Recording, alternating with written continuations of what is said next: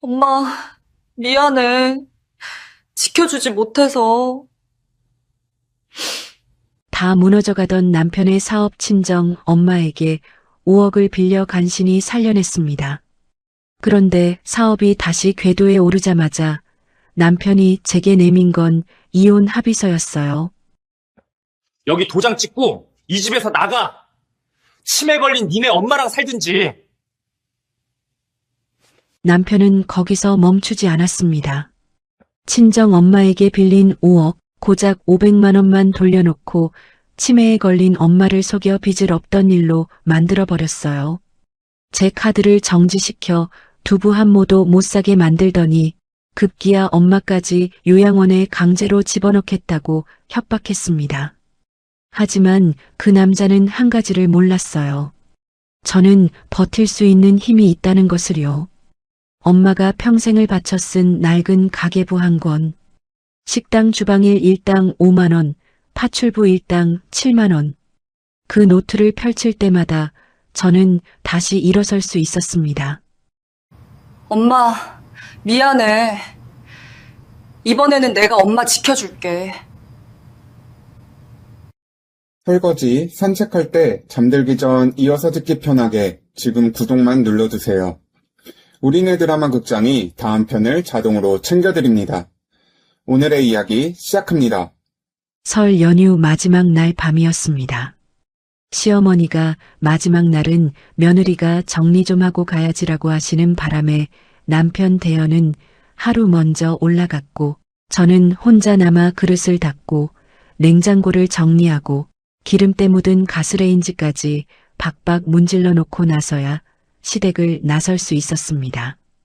이틀 내리전을 부치고 갈비를 졸이고 상을 차렸다 치우기를 반복한 탓에 손마디는 퉁퉁 부어 올랐고 손톱 밑에 낀 기름때는 아무리 씻어도 빠지질 않더군요. 현관문을 열고 들어서며 남편을 불렀습니다.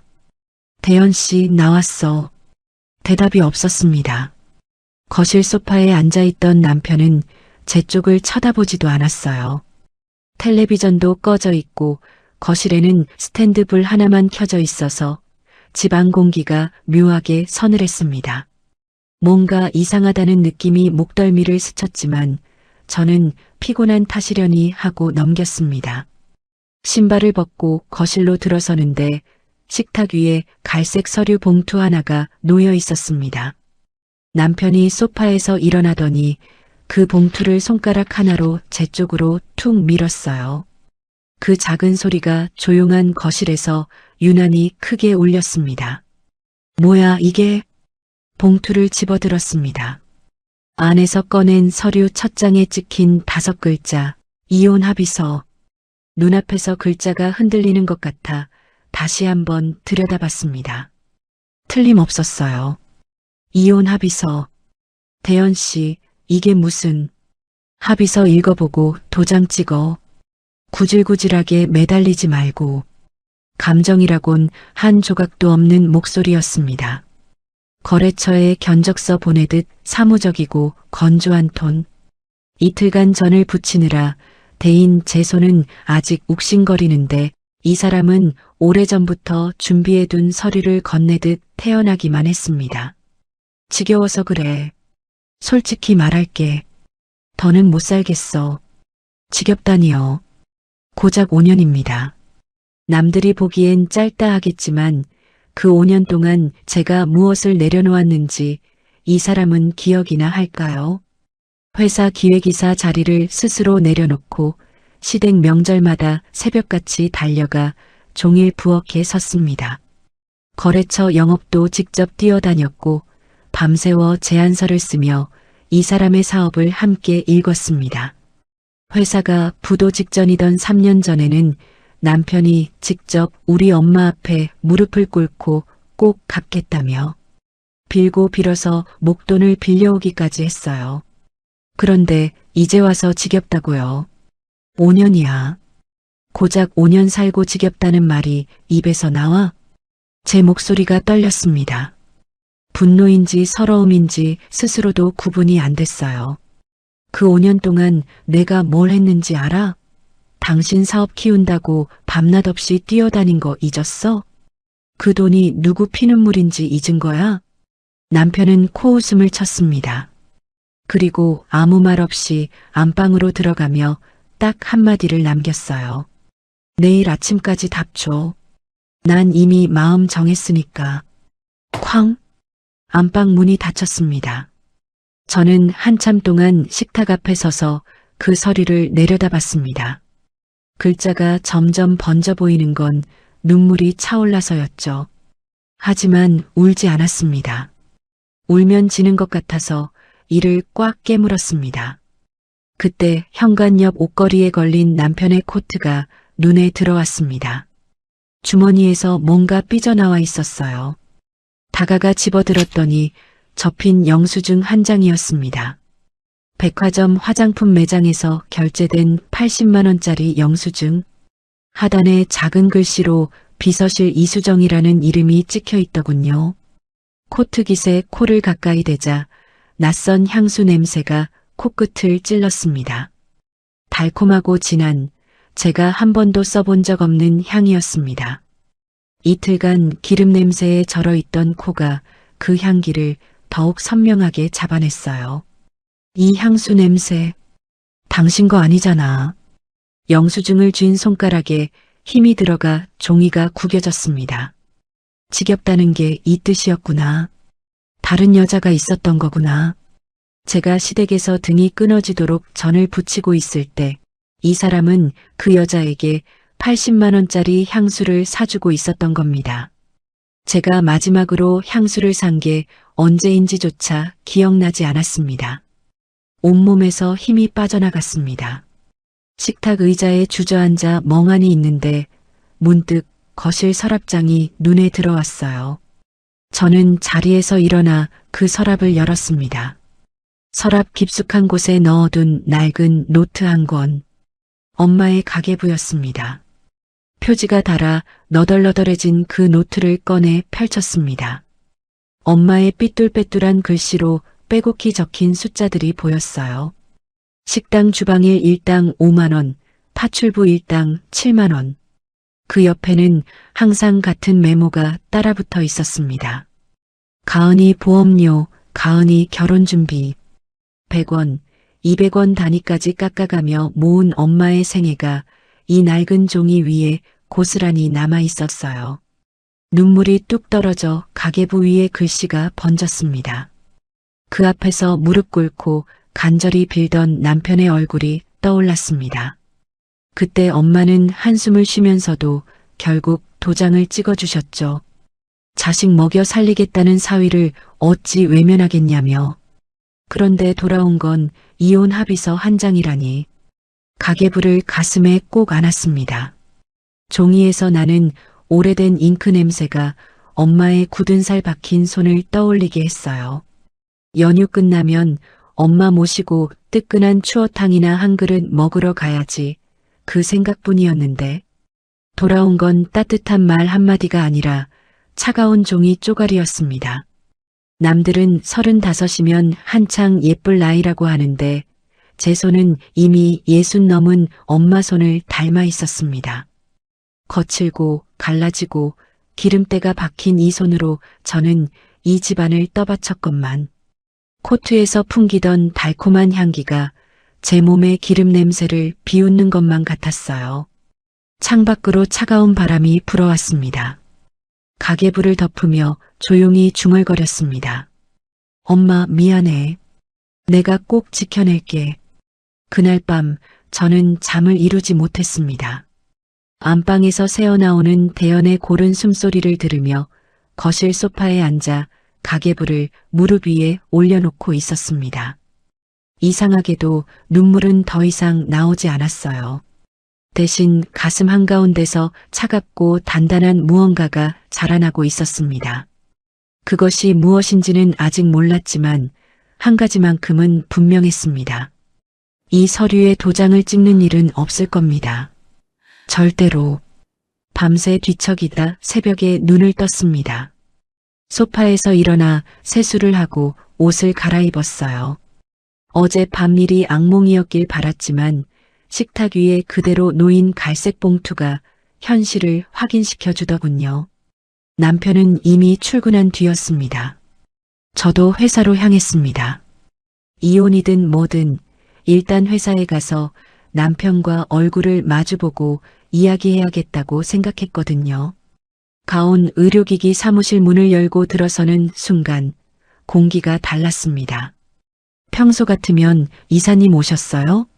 하고 인사를 건네던 직원들이 고개를 숙인 채 모니터만 들여다보고 있었어요. 누군가는 저와 눈이 마주치자 황급히 시선을 돌리기까지 했습니다. 이상한 느낌을 안고 제자리로 걸어갔습니다. 그런데 제 책상이 없었습니다. 아니, 정확히 말하면 창가 옆 기획이사 자리에 있어야 할 제 책상이 사무실 구석, 복사기 옆으로 밀려나 있었어요.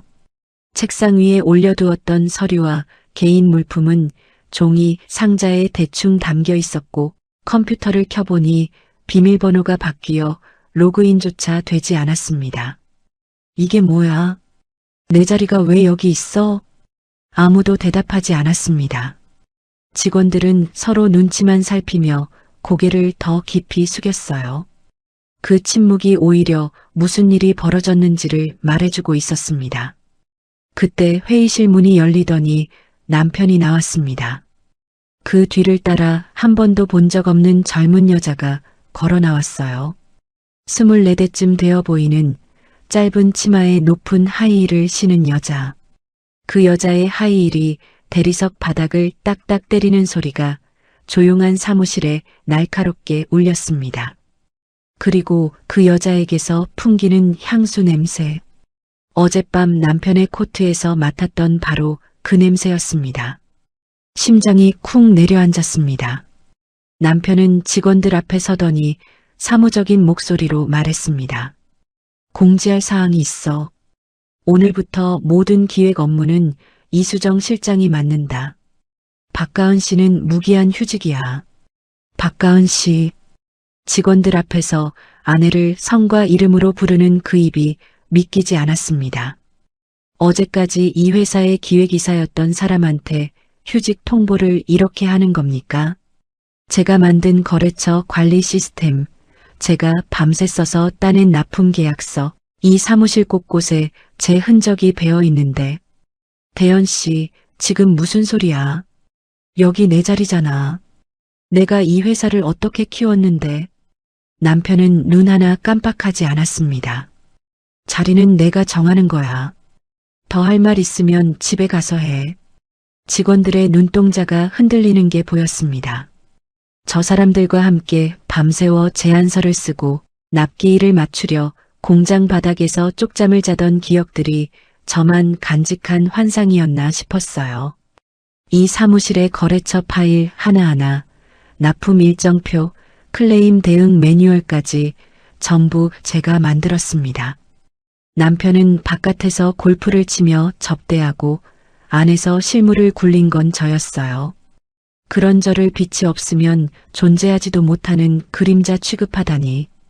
그 옆에서 수정이라는 여자가 한 발짝 앞으로 나서더니 저를 위아래로 훑어보았습니다. 짧은 순간이었지만 그 시선에 담긴 것은 분명한 우월감이었어요. 제 부은 손, 갈라진 손톱, 다림질이 안 된 블라우스를 하나하나 읽어내는 듯한 눈빛. 사모님, 아니 박가은 씨. 시대가 변했으면 물러날 때도 알아야죠.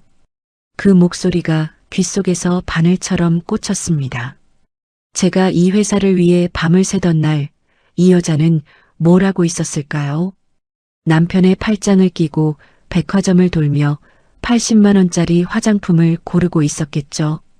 저 여자가 입고 있는 옷, 신고 있는 구두, 전부 제가 이 회사를 키우느라 아끼고 아꼈던 법인카드로 결제했을 거란 생각에 속이 뒤집혔습니다.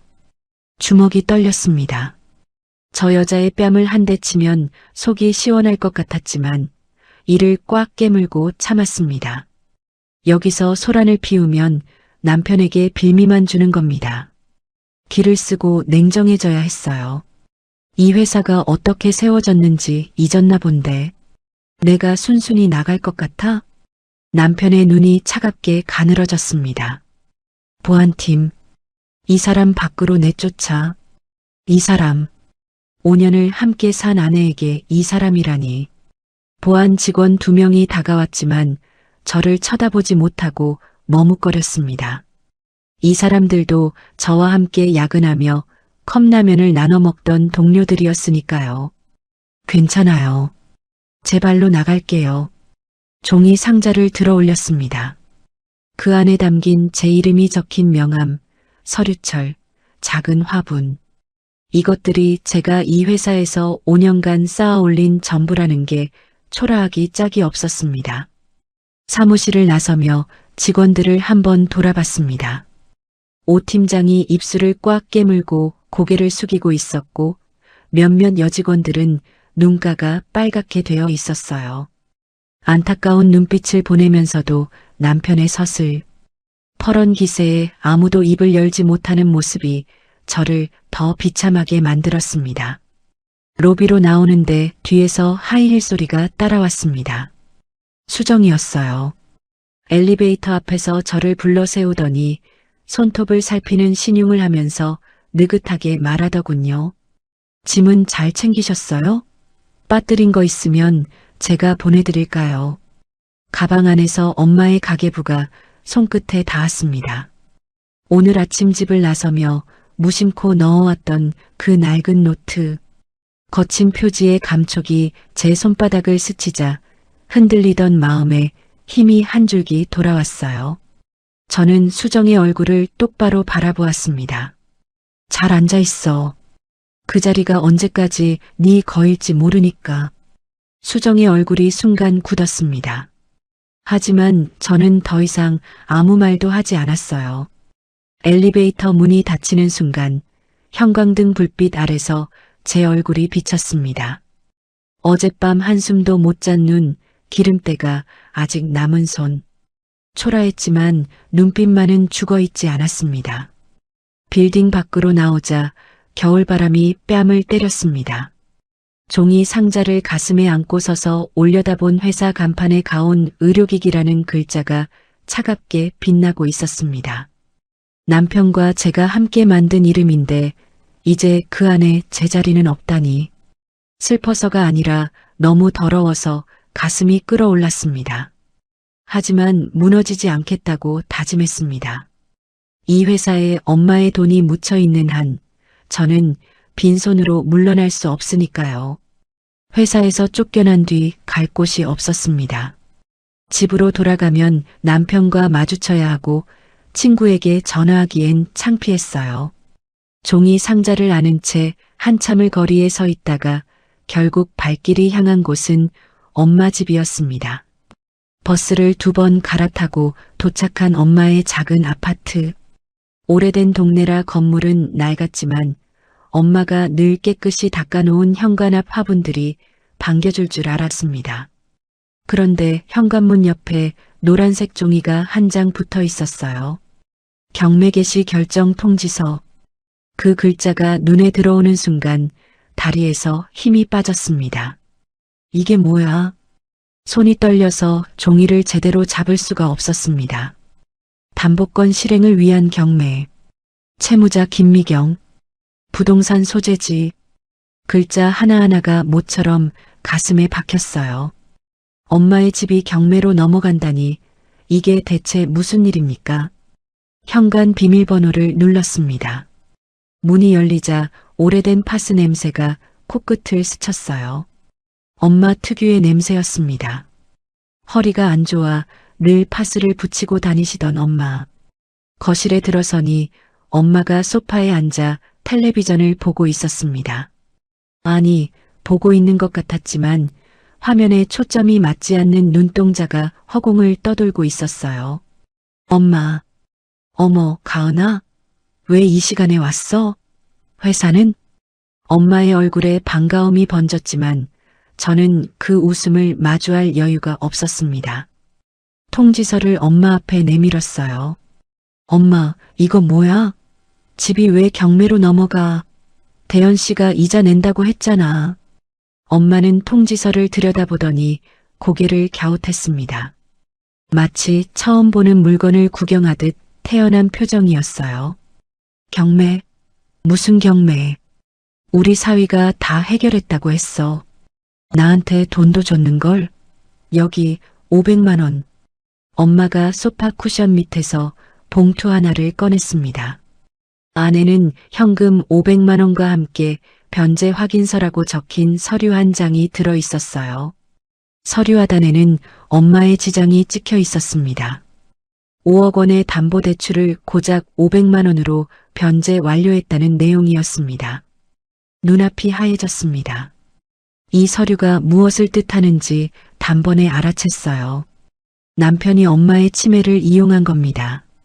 기억이 흐릿해진 엄마에게 500만 원을 쥐어주고 지장을 찍게 한 뒤 5억 원짜리 빚을 없었던 일로 만들려 한 거였습니다. 엄마, 이거 사위가 언제 가져왔어? 글쎄, 며칠 전이었나? 아니, 한 달 전이었나? 하여튼 대현이가 왔었어. 장모님 걱정 마시라고 다 갚았다고 그랬어. 엄마는 해맑게 웃고 있었습니다. 그 웃음이 저를 더 미치게 만들었어요. 엄마는 자신이 속았다는 사실조차 모르고 있었습니다. 3년 전 일이 떠올랐습니다. 그때 남편의 회사가 부도 직전이었어요. 거래처에서 대금을 떼이고 직원 월급도 밀리고 사무실 보증금까지 날아갈 위기였죠. 남편은 저와 함께 엄마를 찾아왔습니다. 이 소파 앞에 무릎을 꿇고 이마가 바닥에 닿도록 절을 하며 말했어요. 장모님, 딱 한 번만 살려주십시오. 꼭 갚겠습니다. 제 목숨 걸고 갚겠습니다. 엄마는 한참 동안 말이 없었습니다. 이 집은 엄마가 평생 일해서 장만한 전 재산이었으니까요. 젊은 시절부터 남의 집 살림을 도와주고 식당 주방에서 뜨거운 김을 맞으며 한 푼 두 푼 모아온 돈이 이 집 한 채에 다 들어가 있었습니다. 엄마에게 이 집은 단순한 부동산이 아니라 인생 그 자체였어요.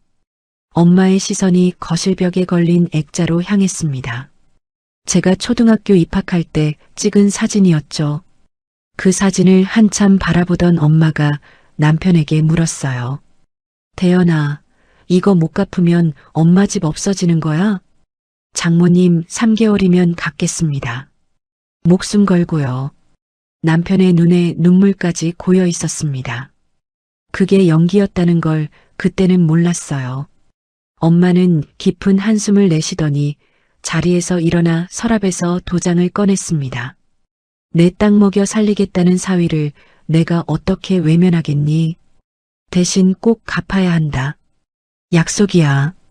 남편은 연신 고개를 숙이며 감사합니다를 반복했고 저 역시 엄마 손을 잡고 울었습니다. 그 돈으로 회사는 살아났고 남편의 사업은 다시 궤도에 올랐어요. 그런데 이제 와서 그 은혜를 이렇게 갚는 겁니까? 치매에 걸린 노인을 속여서 5억을 500만 원에 퉁치겠다니. 서류를 쥔 손에 힘이 들어갔습니다. 종이가 구겨지는 소리가 났어요. 찢어버리고 싶었지만 이건 증거였습니다. 남편이 얼마나 비열한 인간인지를 증명해주는 증거. 가슴속에서 끓어오르는 분노를 억지로 눌러 담았습니다. 엄마 앞에서 무너지면 안 됩니다. 엄마가 놀라시면 안 돼요. 하지만 목소리는 제 뜻대로 되지 않았어요. 이 나쁜 사람. 치매 걸린 어르신을 속여서 5억을 500만 원에 퉁치겠다고? 제 목소리가 거실에 울려 퍼졌습니다. 엄마가 놀란 눈으로 저를 바라보았어요. 엄마의 서랍을 더 뒤졌습니다. 서랍 깊숙한 곳에서 또 하나의 낡은 노트가 나왔어요. 이 집에도 가계부가 한 권 더 있었던 겁니다. 가방 속에 있는 것은 제가 시집갈 때 가져온 것이고 이건 그 이전의 기록이었습니다. 표지가 더 누렇게 변색된 이 노트를 펼치자 엄마의 삐뚤빼뚤한 글씨가 빼곡했어요. 가은이 유치원비 3만 원, 가은이 교복값 8만 원, 가은이 대학 등록금 적금 5만 원, 가은이 보약값 2만 원. 줄마다 제 이름이 적혀 있었습니다. 100원, 200원을 아끼며 오로지 딸 하나만 바라보고 살아온 엄마의 생이 이 종이 위에 낱낱이 기록되어 있었어요. 눈물이 주르륵 흘러 가계부 위에 떨어졌습니다. 엄마의 인생을 건 돈을 남편이 삼키려 하고 있다는 사실이 갈비뼈 사이를 비집고 들어오는 칼날처럼 아팠습니다. 페이지를 넘길 때마다 엄마의 손때가 묻은 자국이 남아 있었어요. 이 노트를 쓸 때 엄마는 무슨 생각을 했을까요? 허리가 끊어질 듯 아픈 밤에도 볼펜을 쥐고 숫자를 적으며 오직 딸의 미래 하나만 바라보았을 엄마를 생각하니 숨이 막혔습니다. 가은아, 왜 울어? 울지 마. 엄마가 또 식당 나가면 되지. 우리 딸 기죽지 마. 엄마가 거친 손으로 제 눈물을 닦아주었습니다. 그 손의 감촉이 심장을 찢었어요.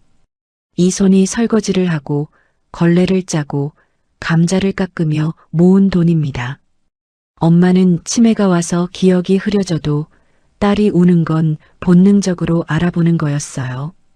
저는 엄마를 꼭 끌어안았습니다. 엄마의 등이 예전보다 훨씬 작아져 있었습니다. 뼈만 앙상하게 남은 등을 안으니 코끝이 시큰해졌어요. 엄마, 미안해. 내가 저런 사람을 집에 들여서 내가 다 되찾아올게. 반드시. 가계부를 덮으며 이를 악물었습니다. 가방 속 가계부와 엄마 서랍 속 가계부, 두 권의 노트에 담긴 엄마의 시간을 남편이 휴지 조각처럼 구겨버리게 놔둘 수는 없었습니다. 아까 회사에서 보안팀에 끌려 나올 때의 수치심 따위는 이 분노 앞에서 아무것도 아니었어요. 엄마 집 창문 너머로 저녁 노을이 지고 있었습니다. 붉은 빛이 거실 바닥에 길게 누워 있었어요. 엄마는 어느새 소파에서 스르르 잠이 들었고 저는 그 옆에 앉아 두 권의 가계부를 무릎 위에 올려놓았습니다. 이 낡은 노트들이 제 손에 있는 한 저는 포기하지 않을 겁니다. 엄마 집에서 하룻밤을 보냈습니다. 아침에 눈을 뜨니 간병인 아주머니가 엄마의 아침 약을 챙기고 계시더군요.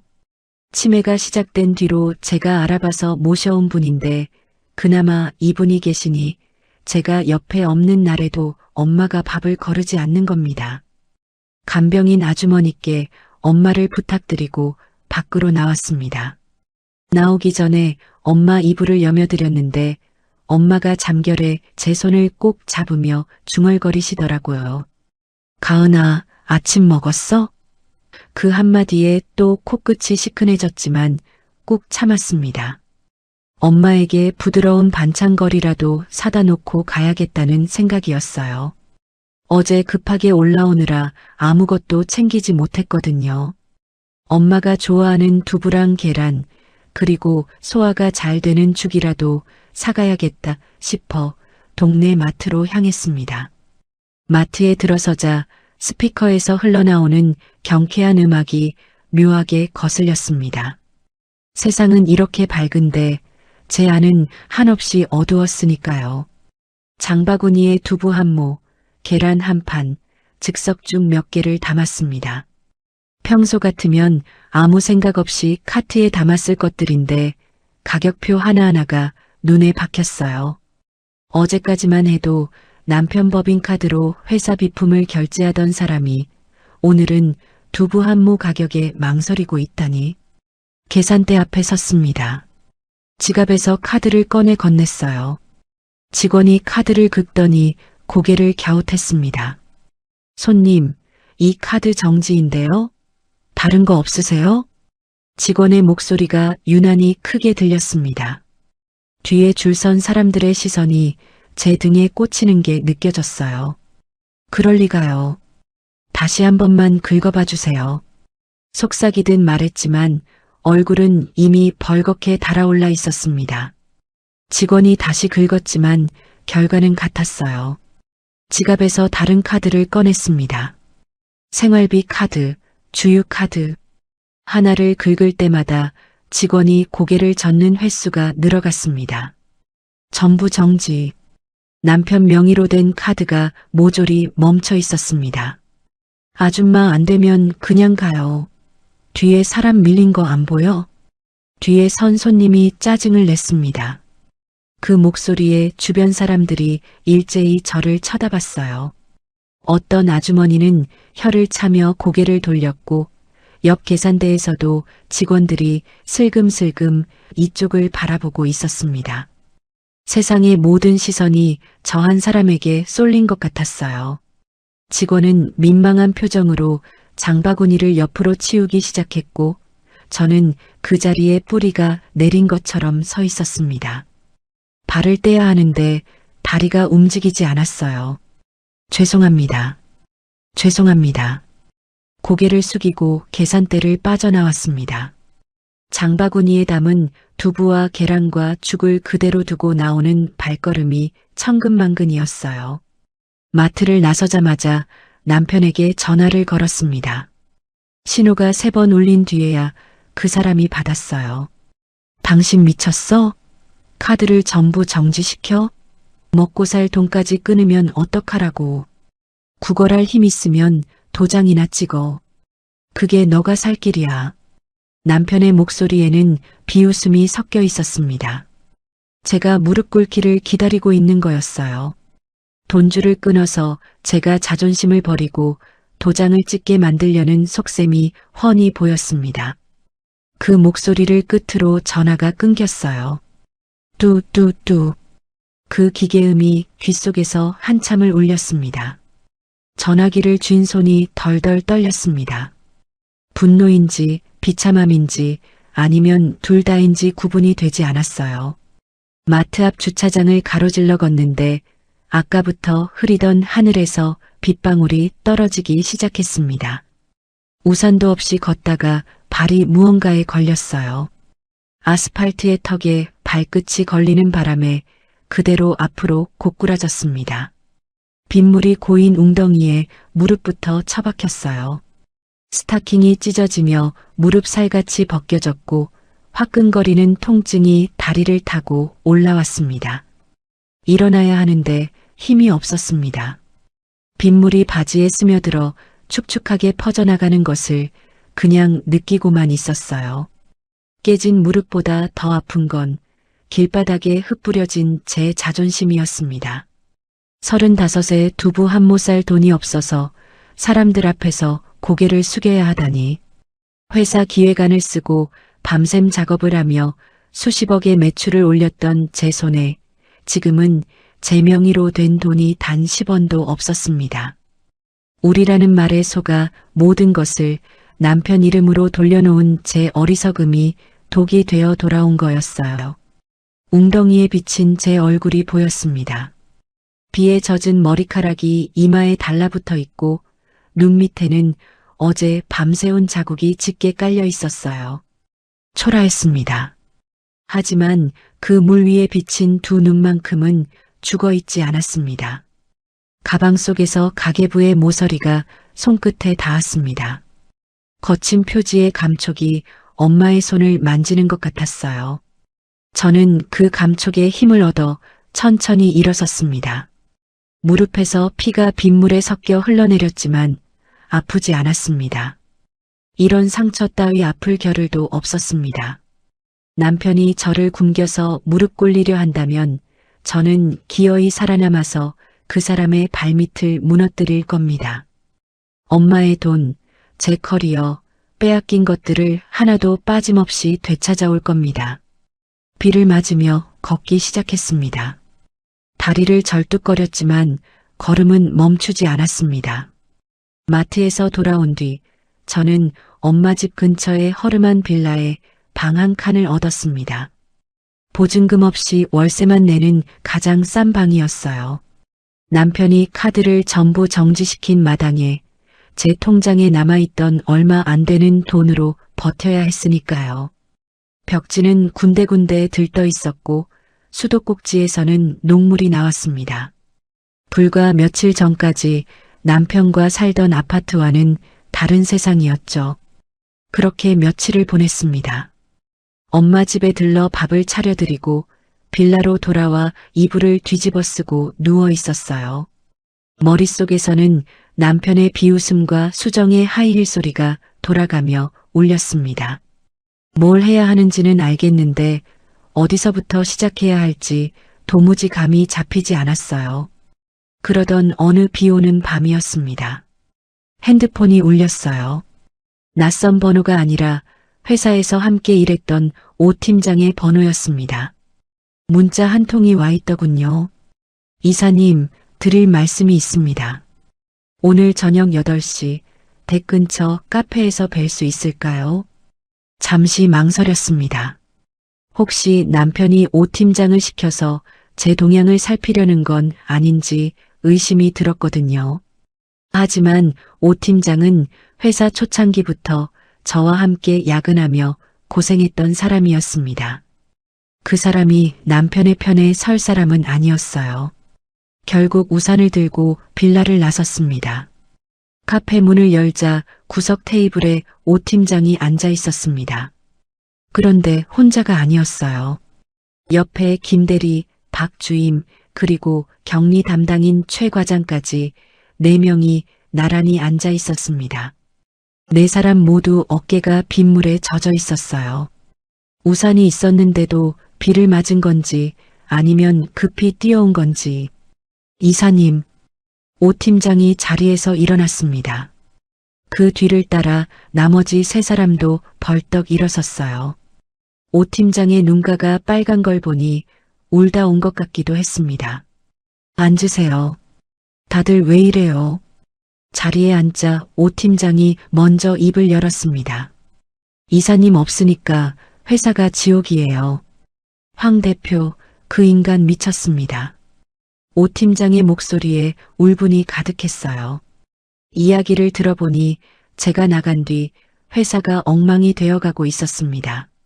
남편은 제가 관리하던 거래처 대응을 수정에게 맡겼는데 수정은 기획 업무는커녕 기본적인 납품 일정조차 파악하지 못하고 있었어요. 거래처에서 클레임이 쏟아졌고 몇몇 핵심 바이어는 계약을 해지하겠다는 통보까지 보내왔다고 했습니다. 김 대리가 한숨을 내쉬며 덧붙였어요.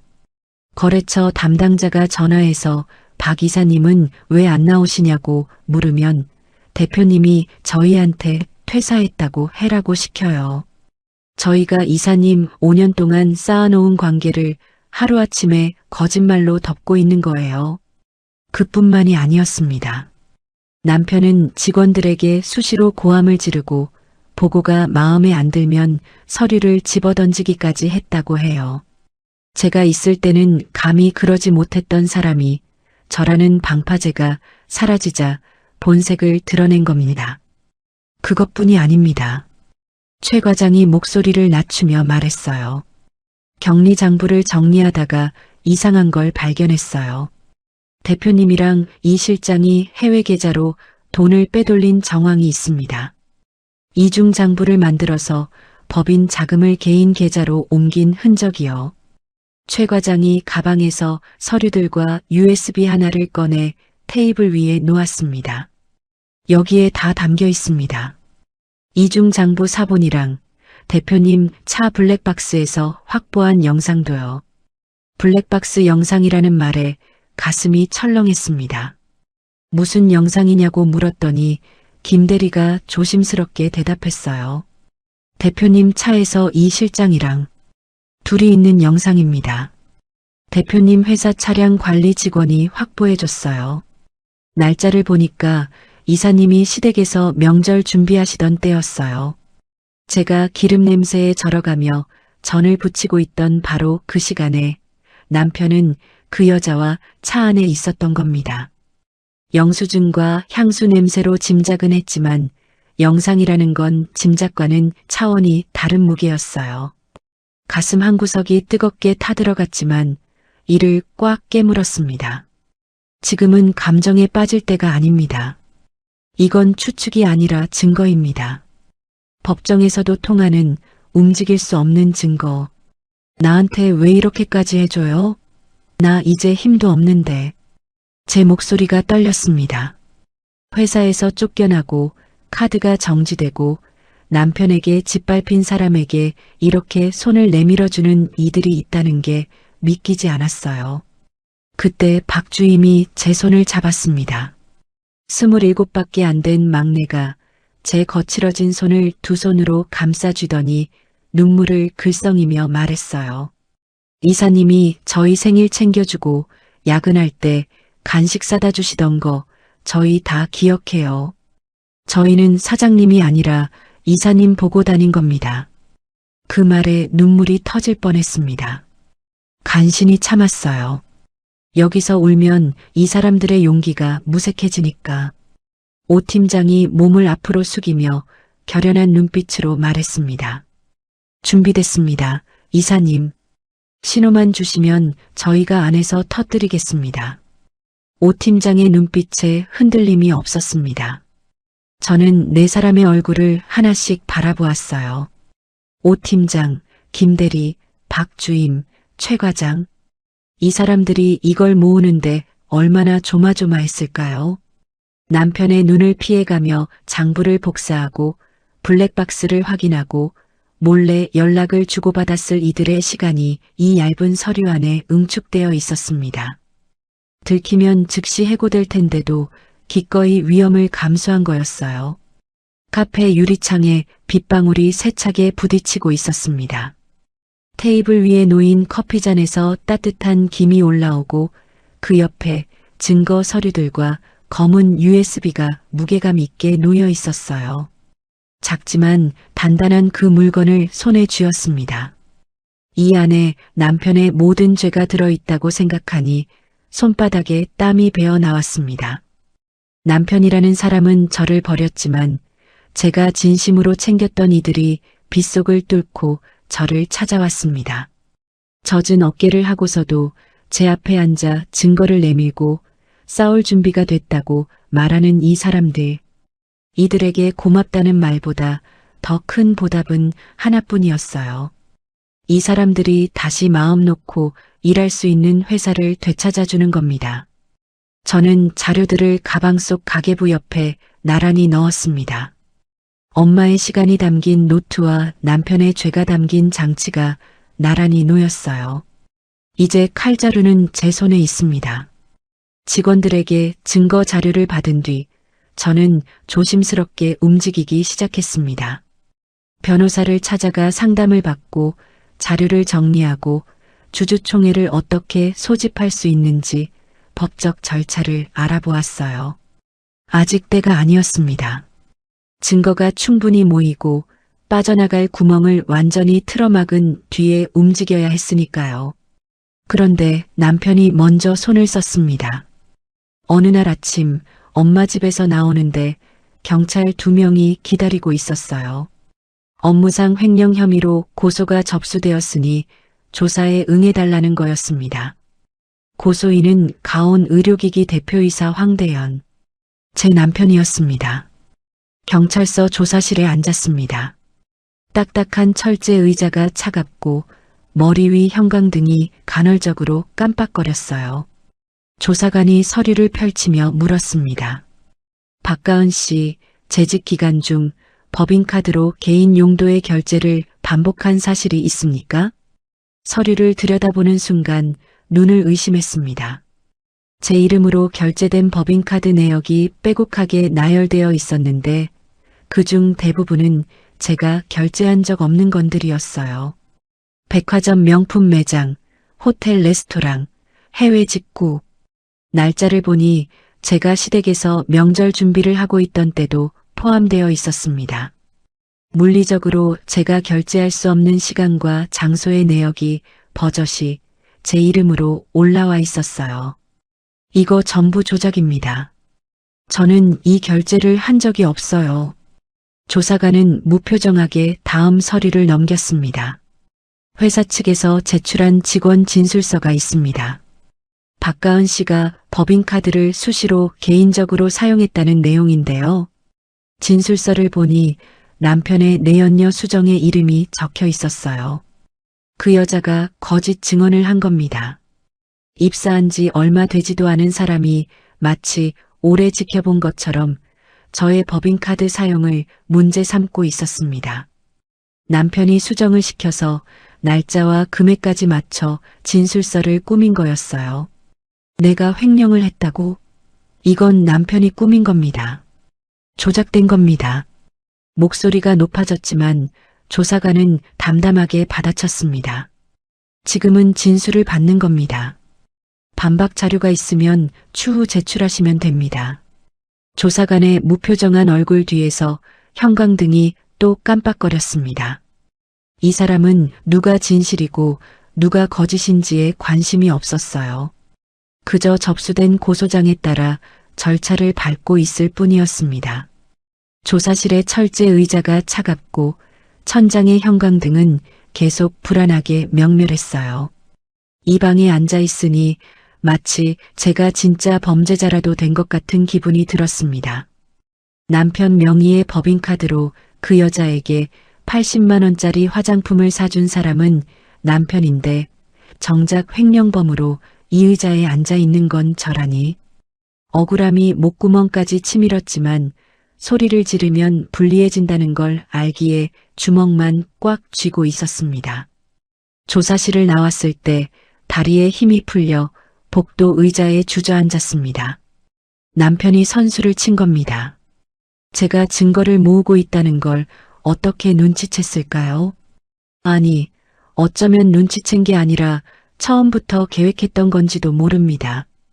이혼을 요구하고 회사에서 내쫓고 카드를 정지시키고 이제 횡령 누명까지. 하나하나가 제 숨통을 조이는 올감이었어요. 그런데 진짜 공포는 그 다음에 찾아왔습니다. 경찰서를 나와 핸드폰을 확인하니 간병인 아주머니에게서 부재중 전화가 여러 통 와 있었어요. 급히 전화를 걸었더니 아주머니의 목소리가 떨리고 있었습니다. 가은 씨, 큰일 났어요. 조금 전에 낯선 남자 2명이 와서 어머니를 요양원으로 모시겠다고 했어요. 사위분이 보냈다면서요. 심장이 멎는 줄 알았습니다. 요양원이라고요. 엄마를 강제로 시설에 집어넣으려는 겁니까? 간병인 아주머니가 문 앞에서 막아서서 돌려보냈다고 했지만 그들이 또 올 거라고 다음에는 서류를 가지고 오겠다고 했다는 말에 온몸에 소름이 돋았어요. 엄마는 괜찮으시냐고 물었더니 무슨 일인지도 모르고 거실에서 텔레비전을 보고 계시다고 했습니다.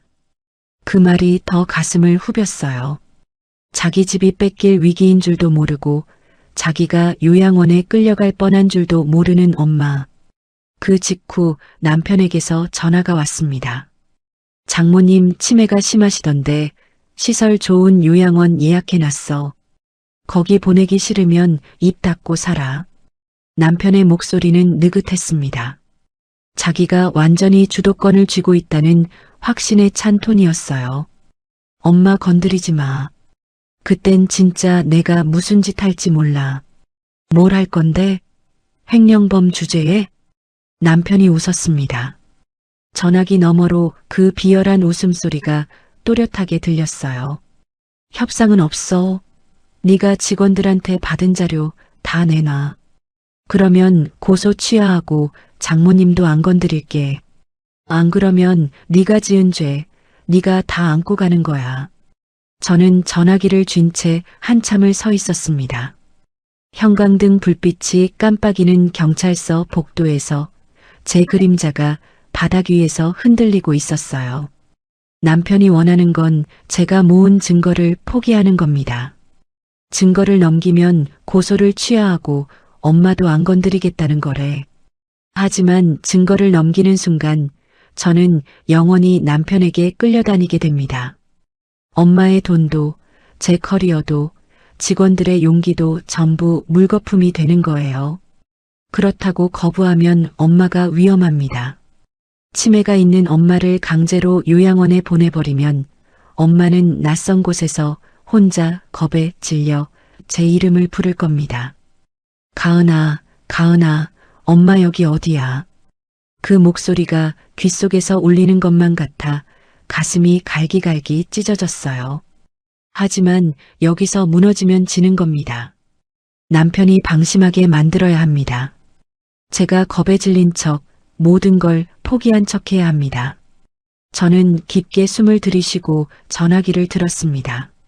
남편에게 다시 전화를 걸었어요. 목소리를 최대한 떨리게, 최대한 지친 사람처럼 만들었습니다. 그래, 알았어.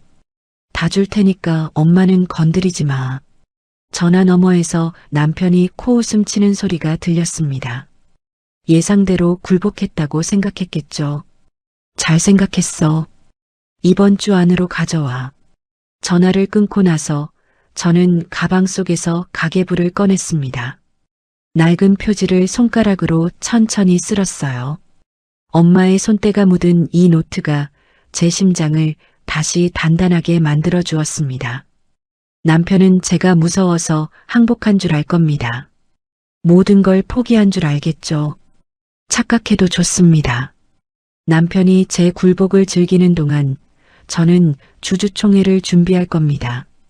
남편이 준 모욕 하나하나를, 엄마를 요양원에 보내겠다고 협박한 그 한마디까지 전부 뼛속에 새기고 있으니까요. 집으로 돌아가기 전에 엄마 집에 먼저 들렀습니다. 간병인 아주머니에게 앞으로 낯선 사람이 오면 절대 문을 열어주지 말라고 단단히 당부했어요. 엄마는 거실에서 제가 어릴 때 사진첩을 넘기며 혼잣말을 하고 있었습니다. 우리 가은이 초등학교 때 참 예뻤는데 그 모습을 보는데 이 사람을 요양원에 가둬버리겠다고 협박한 남편이 얼마나 잔인한 인간인지 새삼치가 떨렸어요. 엄마를 요양원에 보내겠다는 그 협박은 남편이 저지른 가장 큰 실수가 될 겁니다. 엄마 이마에 입을 맞추고 나와서 오 팀장에게 문자 한 통을 보냈습니다. 계획대로 갑니다. 주주총회 준비 시작해 주세요. 보내고 나서 핸드폰을 가방에 넣었습니다. 남편의 위법을 증명할 증거 자료와 가계부 사이에 핸드폰이 나란히 놓였어요. 세 개의 무기가 가방 안에서 조용히 출격을 기다리고 있었습니다. 남편에게 거짓 항복을 한 뒤 저는 겉으로는 완전히 무너진 사람처럼 행동했습니다. 자료를 넘기겠다고 약속한 기한을 하루 이틀 미루면서 뒤에서는 오 팀장과 주주총회 준비를 차근차근 진행했어요. 남편은 제가 두려움에 떨며 시간을 끌고 있다고 생각했을 겁니다. 그 착각이 저에게는 가장 큰 무기였죠. 그날도 변호사 사무실에 다녀오는 길이었습니다. 주주총회 소집 절차에 필요한 서류를 확인하고 자료의 법적 유효성을 검토받는 중이었어요. 한두 시간 정도 걸릴 일이라 간병인 아주머니께 엄마를 부탁드리고 나온 거였습니다. 그런데 변호사 사무실을 나오자마자 간병인 아주머니에게서 전화가 왔습니다. 가은 씨, 어머니가 안 계세요. 제가 화장실 간 사이에 나가신 것 같아요. 현관에 신발도 없어요. 피가 머리끝까지 솟구치는 느낌이었습니다. 엄마가 혼자 밖에 나가셨다니. 치매 환자가 혼자 거리에 나서면 무슨 일이 벌어질지 모릅니다. 간병인 아주머니는 동네 주변을 찾아보고 있다고 했지만 저는 직감적으로 한 곳이 떠올랐어요. 가온 의료기기, 남편의 회사. 택시를 잡아 타고 회사로 향했습니다. 제발 아니길 바랐어요. 하지만 회사 건물이 보이기 시작하자 그 앞에 사람들이 모여 있는 게 보였습니다. 웅성거리는 소리가 택시 안까지 들려왔어요. 택시비를 내던지듯 주고 뛰어내렸습니다. 사람들 사이를 헤집고 들어가자 회사 정문 앞에 엄마가 서 있었습니다. 엄마는 골판지에 매직펜으로 직접 쓴 피켓을 양손으로 들어 올리고 있었어요. 삐뚤빼뚤한 글씨로 이렇게 적혀 있었습니다. 내 딸 눈물 닦아내라. 내 집 돌려내라. 글씨가 빗돌고 획이 떨리는 게 보였습니다. 엄마의 손이 얼마나 떨렸으면 저렇게 되었을까요? 이놈아, 내 집 내놔. 우리 가은이 길거리에 나앉게 할 수는 없어. 엄마의 목소리가 쉬어 있었습니다. 얼마나 오래 소리를 질렀는지 목이 완전히 갈라져 있었어요. 한낮의 햇볕 아래서 얼굴은 벌겋게 달아올라 있었고 이마에는 땀이 줄줄 흘러내리고 있었습니다. 오래 서 있느라 다리가 후들거리는 게 멀리서도 보였어요. 그런데도 엄마는 그 무거운 판자를 내리지 않았습니다. 점심시간이라 지나다니는 사람이 많았습니다. 회사 직원들도 몇 명밖에 나와 구경하고 있었고 인근 건물에서 나온 사람들이 발길을 멈추고 쳐다보고 있었어요. 핸드폰을 들어 영상을 찍는 사람도 있었고 어떤 아주머니는 어머, 저 할머니 왜 저러셔 하며 안타까운 목소리를 냈습니다. 저는 그 자리에서 다리가 풀렸습니다. 엄마, 치매로 기억이 오락가락하는 엄마가 어떻게 이 먼 곳까지 혼자 왔을까요? 버스를 탔을까요? 택시를 탔을까요? 지갑은 챙겼을까요? 정신이 잠깐 돌아온 순간에 모든 걸 떠올린 거였을 겁니다. 딸이 쫓겨나고 집이 경매에 넘어가고 사위라는 인간이 자기를 속였다는 것을. 그래서 이 뜨거운 햇볕 아래 떨리는 손으로 판자를 만들어 여기까지 온 거예요. 치매 속에서도 딸을 지키겠다는 본능만은 살아있었던 겁니다. 그때 회사 정문이 열리더니 남편이 나왔습니다. 양복 차림에 선글라스를 쓴 모습. 그 뒤로 보안 직원 2명이 따라왔어요. 남편은 엄마를 보자마자 얼굴이 일그러졌습니다. 이게 뭐 하는 짓이야? 이 노인네가 어디서 행패야? 남편의 고함이 거리에 울려 퍼졌습니다. 구경하던 사람들이 움찔했어요. 남편은 주변 시선을 의식하면서도 분노를 억누르지 못하는 듯 목소리를 더 높였습니다. 경찰 불러. 이 할머니 정신병원에 넣어야 해. 치매 환자가 돌아다니면 어떡해. 엄마가 남편을 향해 피켓을 더 높이 들었습니다. 팔이 떨리고 있었지만 눈빛만은 또렷했어요. 대연아, 너 사람이 아니야. 우리 가은이한테 어떻게 그럴 수 있어. 내 돈 다 써놓고. 시끄러워. 정신 나간 노인네가. 남편이 성큼 다가가더니 엄마가 들고 있던 피켓을 확 잡아챘습니다. 엄마의 손에서 판자가 빠져나갔어요. 남편은 그 피켓을 바닥에 내팽개치더니 구두발로 짓밟았습니다. 골판지가 접히며 으스러지는 소리가 났어요. 엄마가 삐뚤빼뚤하게 쓴 그 글씨 위를 남편의 구두가 짓밟고 있었습니다. 경비, 이 사람 당장 치워. 보안 직원들이 다가왔습니다. 엄마의 팔을 잡아 끌어내려 했어요. 엄마는 버티려 했지만 65의 마른 몸으로는 역부족이었습니다. 보안 직원의 손에 끌려 비틀거리던 엄마가 바닥에 넘어졌습니다. 무릎이 아스팔트에 부딪히며 둔탁한 소리가 났어요. 아스팔트 바닥에 엄마가 쓰러져 있었습니다. 무릎이 까져 피가 나고 있었고 흰 머리카락이 바닥에 흩어져 햇볕에 반사되고 있었어요. 으스러진 피켓 조각이 엄마 옆에 나뒹굴고 있었습니다. 엄마가 정성껏 쓴 글씨가 구두 자국 밑에서 뭉개져 있는 걸 보는데 눈앞이 빨갛게 물들었습니다. 엄마. 뛰어가서 엄마를 안아 일으켰습니다.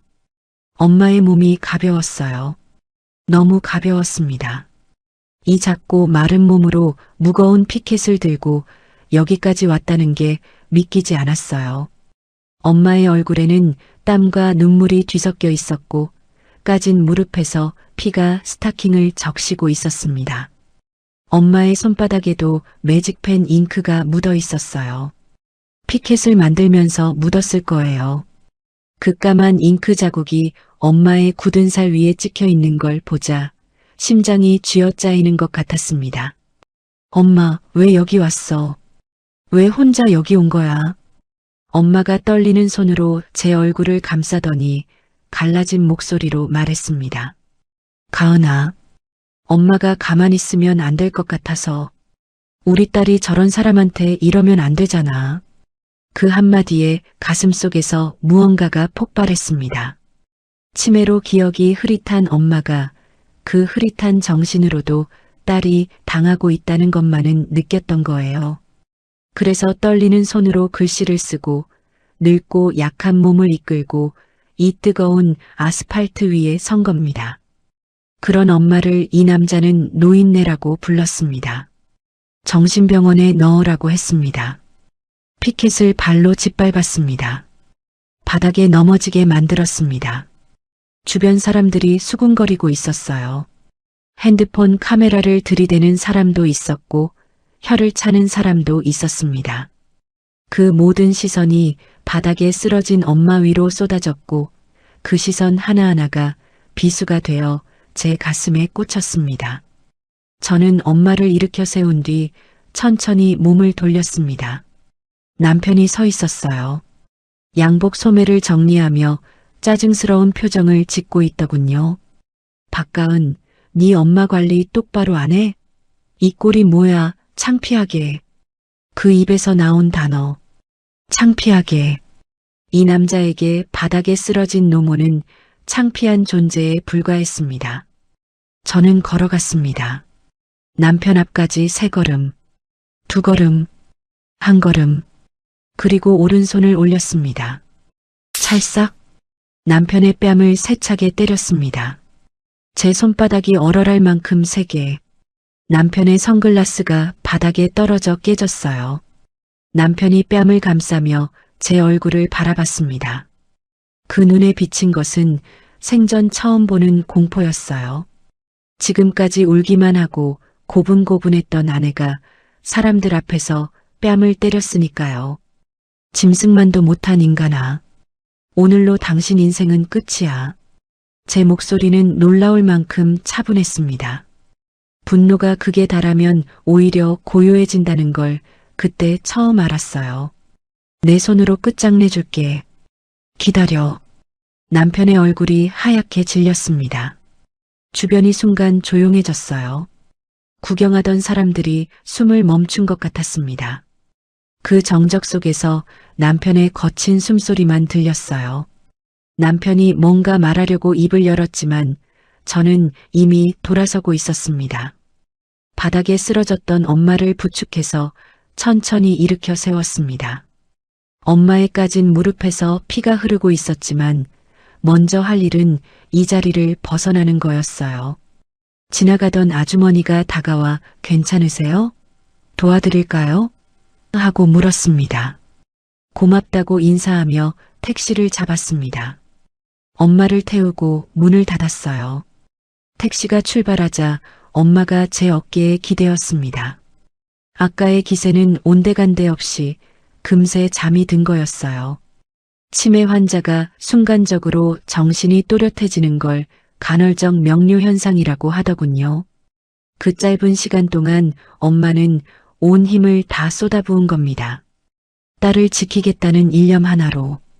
엄마의 흰 머리카락에서 땀 냄새가 났습니다. 이 머리카락 한 올 한 올에 맺힌 세월이 얼마인데. 평생 고개 숙이며 번 돈을 남편이라는 인간은 발로 짓밟았습니다. 엄마를 노인네라고 치워야 할 물건처럼 취급한 그 입을 저는 평생 잊지 않을 겁니다. 택시 안에서 가방 속 가계부를 꺼냈습니다. 낡은 표지 위에 엄마의 손때가 번들거리고 있었어요. 이 노트를 만질 때마다 결심이 단단해졌지만 오늘은 달랐습니다. 눈물도 없고 떨림도 없었어요. 남은 것은 오직 하나, 차갑게 식은 결의뿐이었습니다. 엄마가 이 노트에 적었던 숫자들, 5만 원, 7만 원, 그 작은 돈들이 모여 남편의 사업을 살렸는데 그 남편은 그 돈의 주인을 바닥에 내팽개쳤습니다. 용서할 수 없었습니다. 가계부를 덮으며 중얼거렸습니다. 엄마, 다시는 이런 일 없을 거야. 내가 끝낼게. 오늘 이 아스팔트 위에서 저는 달라졌습니다. 울고만 있던 박가은은 죽었습니다. 이제부터는 엄마의 인생을 되찾아올 때까지 단 한 발짝도 물러서지 않을 겁니다. 주주총회 당일 아침, 저는 엄마의 가계부를 가방에 넣으며 거울을 봤습니다. 며칠 전 남편의 뺨을 때렸던 그 손으로 오늘은 서류를 들 겁니다. 떨리지 않았어요. 아니, 정확히 말하면 떨림을 넘어선 상태였습니다. 오 팀장에게서 아침 일찍 연락이 왔습니다. 주주총회장 준비가 완료됐다는 내용이었어요. 프로젝터 점검, 자료 배포 준비, 그리고 제가 직접 요청한 한 가지, 경찰에 넣어둔 고발장 접수 확인까지 모든 것이 제자리에 놓여 있었습니다. 회사 건물 앞에 도착했을 때 오 팀장과 직원 3명이 로비에서 기다리고 있었습니다. 긴장된 표정이면서도 눈빛만은 단단했어요. 이 사람들이 몇 주 동안 밤잠을 줄여가며 모은 자료가 제 가방 안에 그리고 총회장 안에 준비되어 있었습니다. 이사님, 다 됐습니다. 오 팀장이 고개를 끄덕였습니다. 저는 심호흡을 한번 하고 엘리베이터에 올랐어요. 총회장 문 앞에서 잠시 멈췄습니다. 안에서 남편의 목소리가 들렸어요. 자신만만한 톤이었습니다. 아마 제가 자료를 넘기겠다고 한 걸 믿고 안심하고 있겠죠. 오늘 총회에서 저를 완전히 쫓아내고 회사를 독차지할 생각일 겁니다. 문을 열었습니다.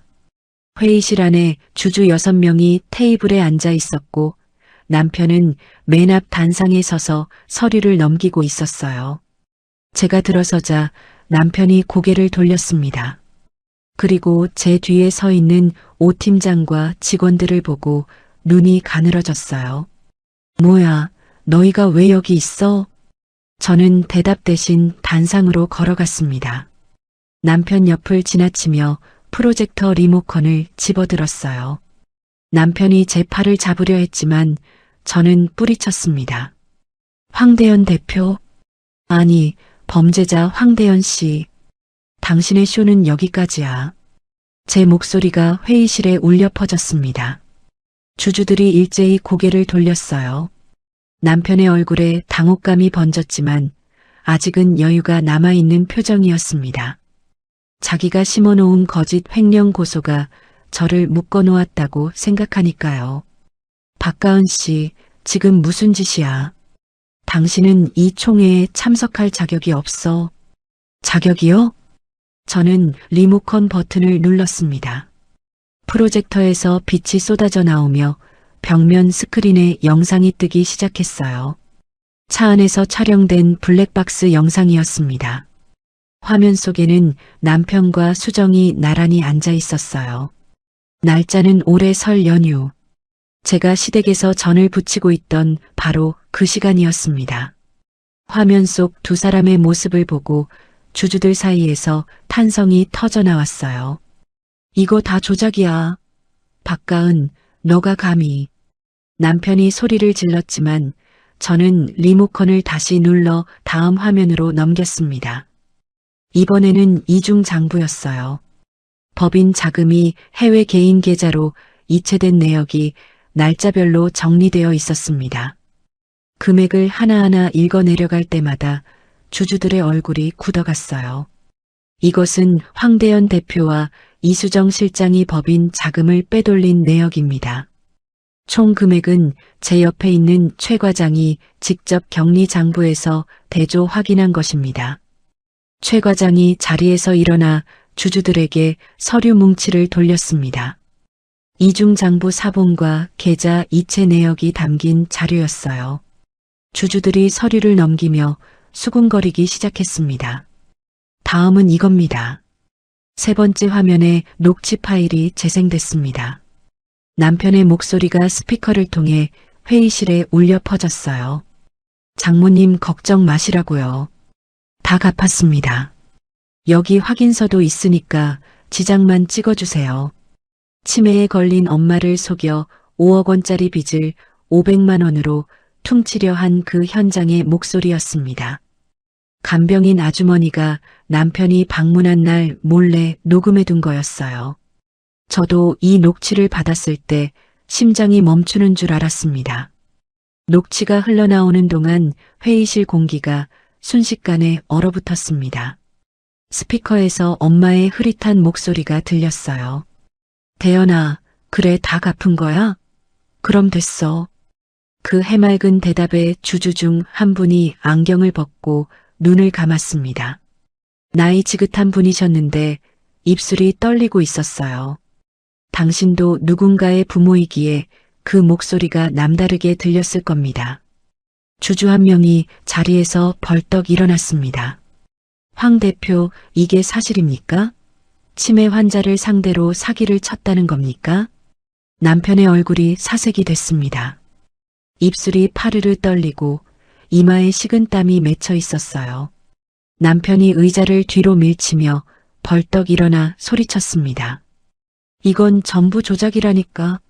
이 여자가 나를 몰아내려고 꾸민 거야. 남편이 프로젝터 쪽으로 달려가 전원을 끄려 했습니다. 하지만 오 팀장이 앞을 막아섰어요. 남편이 오 팀장을 밀쳤지만 김 대리와 박 주임이 양옆에서 남편의 팔을 잡았습니다. 그토록 자신이 하찮게 여기던 직원들에게 제지당하는 남편의 모습이 참으로 가관이었어요. 그때 회의실 뒷문이 열리며 수정이 들어왔습니다. 얼굴이 하얗게 질려 있었어요. 수정은 남편을 보지 않고 곧장 주주들 앞에 섰습니다. 사실 대표님이 다 시킨 겁니다. 저도 협박당한 거예요. 장부 조작도 박가은 이사님 법인카드 내역 꾸며서 고소한 것도 전부 대표님 지시였습니다. 회의실이 한순간 얼어붙었습니다. 남편이 수정을 향해 돌아서며 외쳤어요. 이수정, 너 지금 뭐 하는 거야? 저는 더 이상 대표님한테 끌려다닐 수 없어요. 다 말할 겁니다. 제 나이에 범법자가 될 순 없잖아요. 수정의 목소리가 떨리고 있었지만 입은 멈추지 않았습니다. 해외 계좌의 비밀번호를 공유한 경위, 법인카드로 개인 물품을 구매한 목록, 심지어 가은의 법인카드 내역을 조작해 횡령 누명을 씌운 구체적인 방법까지 하나씩 쏟아냈어요. 자기 안위를 위해 남편을 버린 겁니다. 남편이 그토록 아꼈던 내연녀가 사람들 앞에서 그를 가리키며 모든 죄를 쏟아내는 모습, 악인들끼리의 자멸이었습니다. 주주들이 일제히 남편에게 비난을 퍼부었습니다. 이게 우리가 투자한 회사의 대표라는 겁니까? 당장 해임시켜야 합니다. 경찰에 신고해야 해요. 고함과 야유가 뒤섞인 회의실에서 저는 가방에서 가계부를 꺼냈습니다. 그리고 미리 복사해둔 사본을 주주들에게 한 장씩 돌렸어요. 엄마의 삐뚤빼뚤한 글씨로 빼곡히 적힌 숫자들. 식당 주방일 일당 5만 원. 파출부 일당 7만 원. 가은이 보험료. 가은이 결혼준비.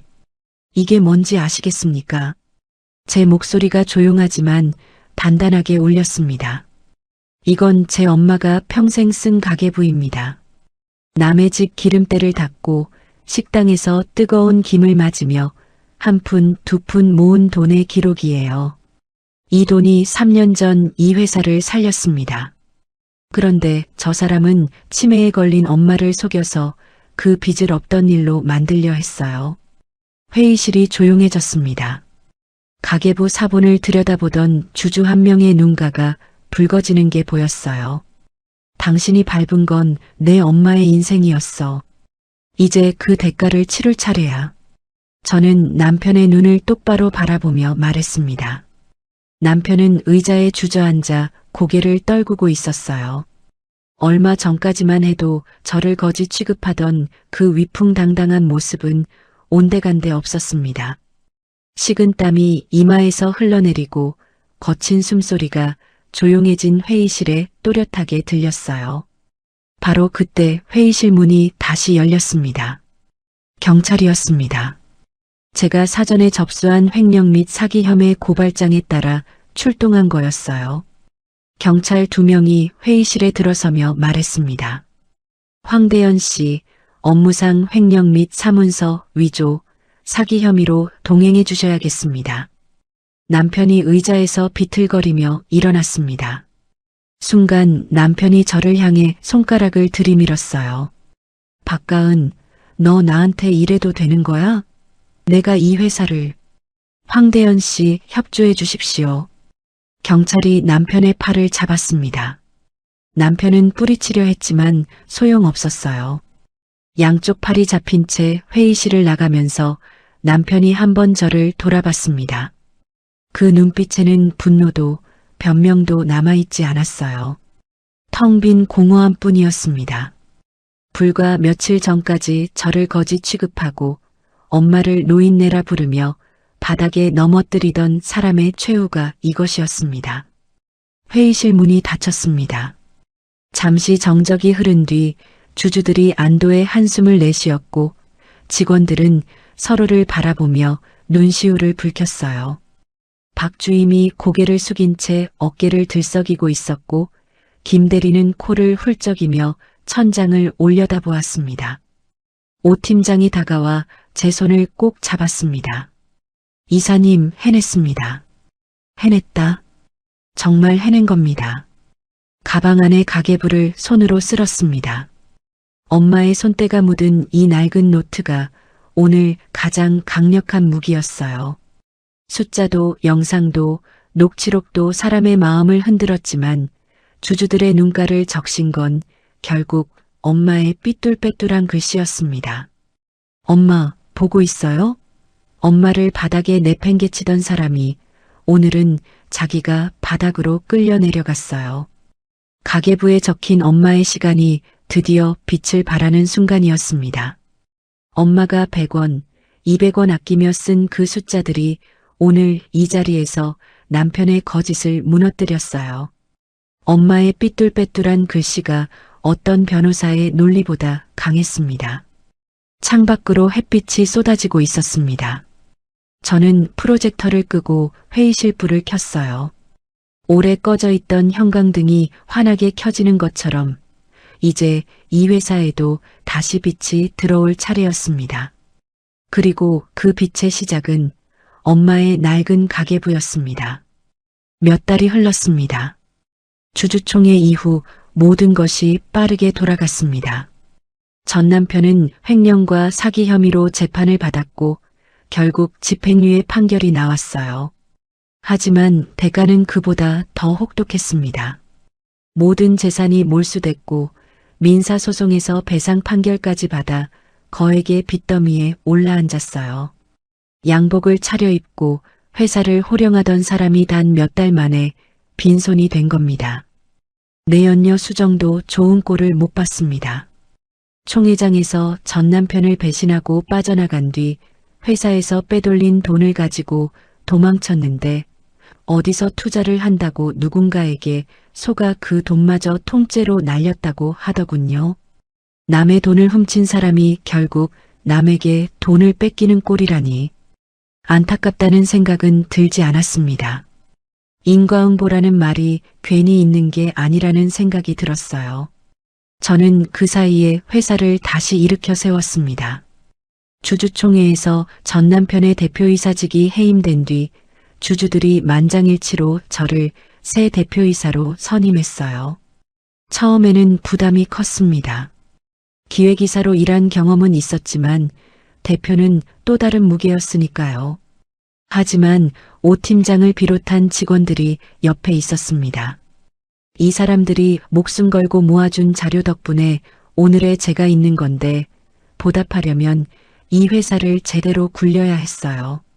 잃어버린 거래처를 하나씩 되찾았습니다. 전 남편이 망쳐놓은 납품 일정을 정상화하고 클레임을 처리하고 새로운 제안서를 만들어 바이어들을 다시 찾아갔어요. 밤을 새운 날도 많았지만 예전처럼 그림자 노릇을 하는 게 아니라 제 이름으로 일하는 거였습니다. 그 차이가 저를 버티게 해주었죠. 회사가 안정을 찾아갈 무렵이었습니다. 어느 날 점심에 오 팀장과 거래처 미팅을 마치고 돌아오는 길에 시장 골목이 눈에 들어왔어요. 엄마가 젊은 시절 주방 보조로 일하셨던 식당이 이 근처에 있었거든요.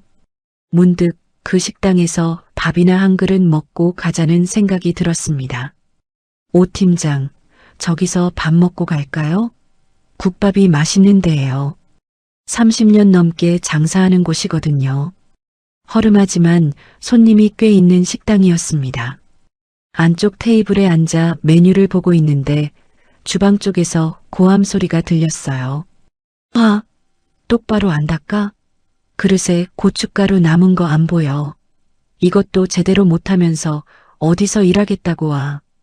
그 뒤를 이어 작고 쪼그라든 목소리가 들렸습니다. 죄송합니다. 금방 다시 하겠습니다. 숟가락을 들다가 손이 멈췄습니다. 그 목소리, 분명히 들어본 목소리였어요. 저도 모르게 주방 쪽으로 고개를 돌렸습니다. 싱크대 앞에 한 남자가 서 있었습니다. 구부정한 등, 다해진 고무장갑을 낀 손, 앞치마에 기름때가 잔뜩 묻어 있었어요. 식당 주인이 뒤에서 한 대 치니까 고개를 푹 숙이며 연신 그릇을 문지르고 있었습니다. 그 뒷모습을 보는 순간 심장이 멈추는 것 같았어요. 황대현, 전 남편이었습니다. 몇 달 전까지 양복을 차려입고 선글라스를 쓰며 직원들에게 고함을 지르던 그 사람이 지금 이 허름한 식당에서 고무장갑을 끼고 설거지를 하고 있었습니다. 엄마가 젊은 시절 일했던 바로 그 자리에서 세상에 이런 우연이 있을까요? 자세히 보니 더 처참했습니다.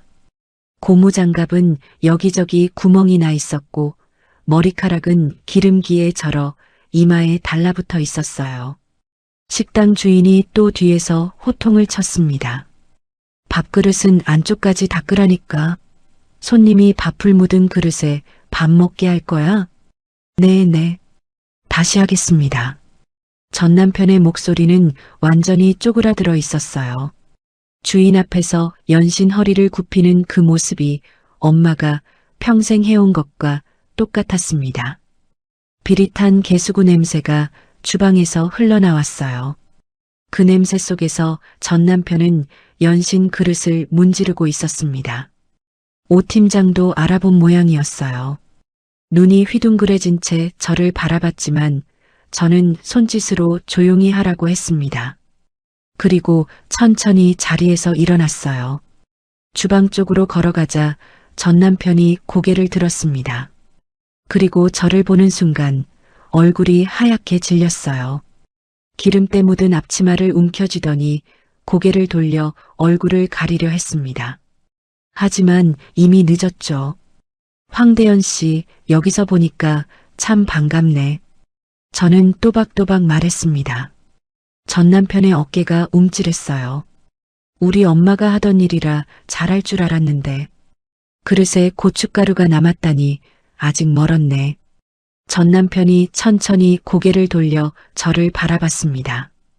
그 눈에는 예전의 오만함도 비열함도 남아있지 않았어요. 쪼그라든 눈동자에 비참함만이 가득했습니다. 전 남편이 고무장갑을 벗으며 제 앞으로 다가왔어요. 그리고는 허리를 굽히더니 떨리는 목소리로 말했습니다. 가은아, 내가 잘못했어. 제발 한 번만 살려줘. 나 이렇게는 못 살아. 전 남편의 눈가가 벌겋게 되어 있었습니다. 고무장갑을 벗은 손은 물에 불어 허옇게 부풀어 있었어요. 예전에 골프채를 쥐고 법인카드를 긁고 이혼 합의서를 식탁 위에 툭 던지던 바로 그 손이었습니다. 그 손이 이제 설거지물에 절어 있었어요. 그 모습을 내려다보았습니다. 3년 전 엄마 집 소파 앞에서 무릎을 꿇고 장모님 한 번만 살려주십시오라고 빌던 모습이 겹쳐 보였어요. 그때는 그 연기에 속아 엄마의 전 재산을 넘겼고 엄마의 집은 경매에 넘어갈 뻔했습니다. 이제 그 입에서 또다시 살려달라는 말이 나오고 있었습니다. 하지만 이번에는 연기가 아니었어요. 진짜로 바닥에 떨어진 사람의 목소리였습니다. 살려달라고? 저는 한 발짝 뒤로 물러나며 말했습니다. 우리 엄마가 집 뺏길 때 당신한테 했던 말이네. 똑같이 느껴봐. 전 남편의 손이 허공을 잡았습니다. 제 옷자락이라도 붙잡으려 했겠지만 저는 이미 돌아서고 있었어요. 발을 빼는 순간 고무장갑에서 떨어진 기름진 물방울이 바닥에 떨어졌습니다. 식당을 나오며 한 번도 뒤를 돌아보지 않았습니다. 뒤에서 전 남편이 뭔가 말하는 소리가 들렸지만 귀에 담지 않았어요. 오 팀장이 옆에서 조용히 따라왔습니다. 한참을 걷다가 오 팀장이 말했습니다. 이사님, 괜찮으세요? 괜찮아요. 정말 괜찮았습니다. 통쾌함도 슬픔도 분노도 아니었어요. 그냥 고요했습니다. 엄마가 수십 년 동안 서 있던 그 뜨거운 싱크대 앞에 이제 저 사람이 서 있구나. 고무장갑 너머로 느껴지는 기름진 설거지물, 허리가 끊어질 듯한 통증, 주인의 호통. 엄마를 노인네라고 부르며 바닥에 넘어뜨리던 사람이 이제 접시 하나 깨뜨릴까봐 전전긍긍하고 있었습니다. 5억을 500만 원으로 퉁치려던 그 비열한 머리가 이제는 그릇에 고춧가루 자국에 벌벌 떠는 꼴이라니. 가방 속에서 가계부의 모서리가 손끝에 닿았습니다.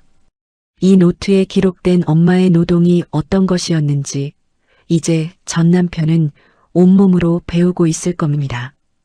용서할 생각은 추호도 없었습니다.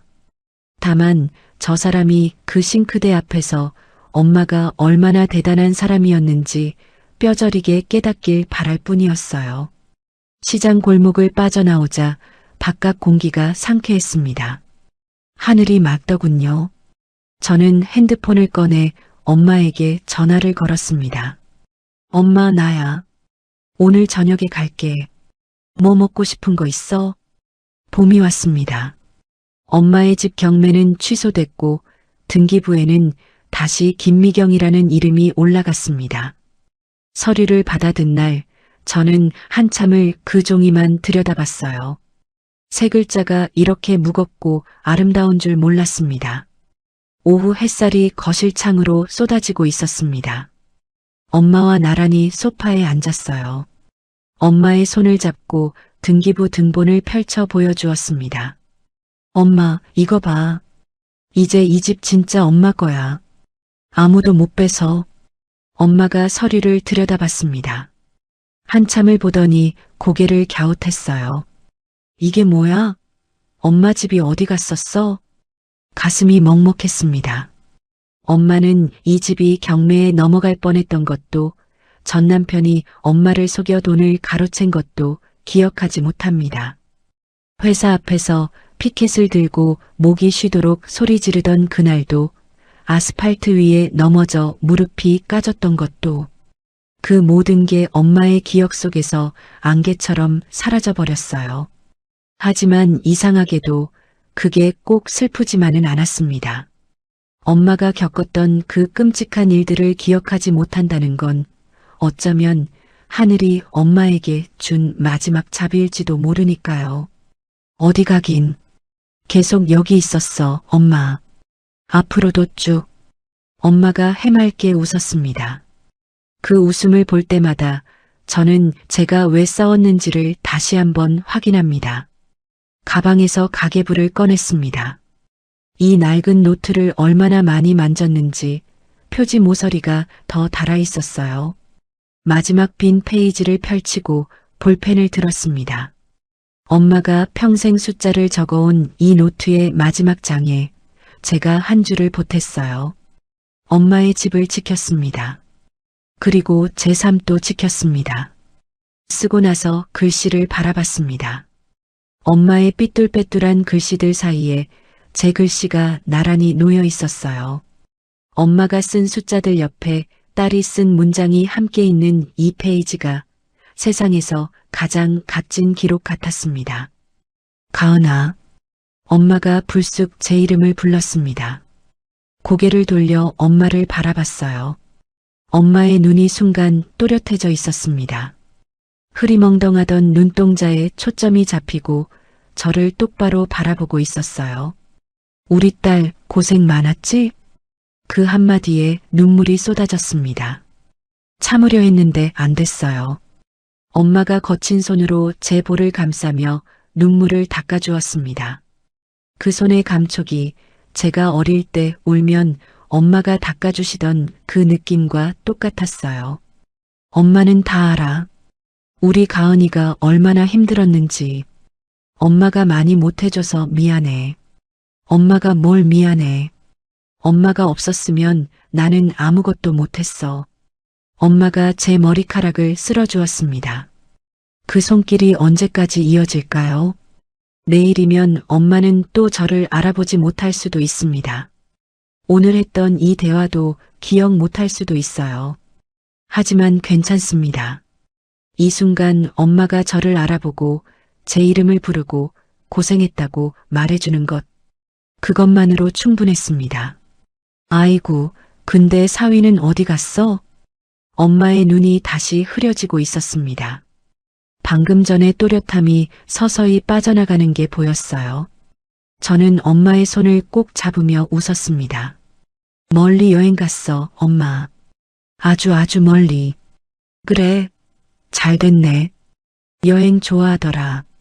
엄마가 평온하게 고개를 끄덕였습니다. 그 모습에 웃음이 나면서도 코끝이 시큰했어요. 그때 밖에서 밝은 목소리가 들려왔습니다. 이사님, 오늘 회식은 이사님이 쏘시는 거죠? 오 팀장이었어요. 창밖을 보니 오 팀장과 직원들이 꽃바구니를 들고 현관 앞에 서 있었습니다. 저는 창문을 열며 소리쳤어요. 당연하죠. 오늘 주인공은 우리 엄마니까요. 직원들이 환호하며 현관으로 들어왔습니다. 꽃바구니를 받아든 엄마가 꽃 냄새를 맡으며 활짝 웃었어요. 누군지는 기억 못해도 자기를 위해 꽃을 가져온 사람들이 좋은 건 아시는 모양이었습니다. 거실이 웃음소리로 가득 찼어요. 창가에 서서 그 풍경을 바라봤습니다. 35, 인생의 폭풍을 겪고 나니 이제야 보이는 것들이 있었습니다. 진짜 제 편이 누구였는지, 제가 무엇을 위해 그토록 치열하게 싸웠는지, 엄마가 평생 모은 돈은 이제 이 집과 회사라는 울타리가 되어 우리 모녀를 지탱하고 있었어요. 그리고 엄마의 웃음은 세상 그 무엇보다 값진 보상이었습니다. 바람이 불어왔습니다. 봄바람이었어요. 하지만 이제 저는 흔들리지 않습니다. 이번 이야기는 여기까지입니다. 제가 이번 이야기를 만들면서 가장 마음을 쏟은 부분이 있어요. 바로 마지막 장면인데요. 치매로 하나씩 기억을 잃어가는 엄마, 그런 엄마 곁에서 웃으면서도 속으로는 울고 있는 딸, 그 두 사람 사이의 사랑을 어떻게 하면 여러분께 잘 전할 수 있을까 정말 많이 고민했어요. 사실 이 이야기에서 가장 강한 건 복수도 반전도 아니라고 생각합니다. 엄마가 잠깐 정신이 돌아와서 우리 딸 고생 많았지? 하고 말해주는 그 한마디. 저는 그 장면이 이 이야기의 진짜 결말이라고 느꼈어요. 우리 부모님들이 다 그렇잖아요. 본인이 아프면서도 자식 밥 먹었는지부터 물어보시고, 본인이 힘들면서도 자식 앞에서는 괜찮은 척 하시고, 이번 이야기 속 가은의 어머니도 그런 분이셨죠. 치매가 와서 세상 모든 걸 잊어가면서도 딸이 울면 그건 알아보시는 거예요. 그게 엄마니까요. 혹시 오늘 이야기를 들으시면서 여러분의 부모님이 떠오르셨을까요? 마음속으로나마 안부 인사 전해보세요. 별거 아닌 한마디면 됩니다. 엄마, 밥 먹었어? 그 한마디가 엄마한테는 세상에서 제일 좋은 선물이거든요. 오늘도 끝까지 들어주셔서 감사합니다. 다음 이야기로 다시 찾아오겠습니다. 오늘 이야기가 마음에 남으셨다면 구독과 알림으로 다음 만남을 예약해두세요. 우리네 드라마 극장이 다시 찾아갑니다. 그리고 오늘 이야기를 듣고 느낀 감정과 생각을 댓글로 소통해주세요.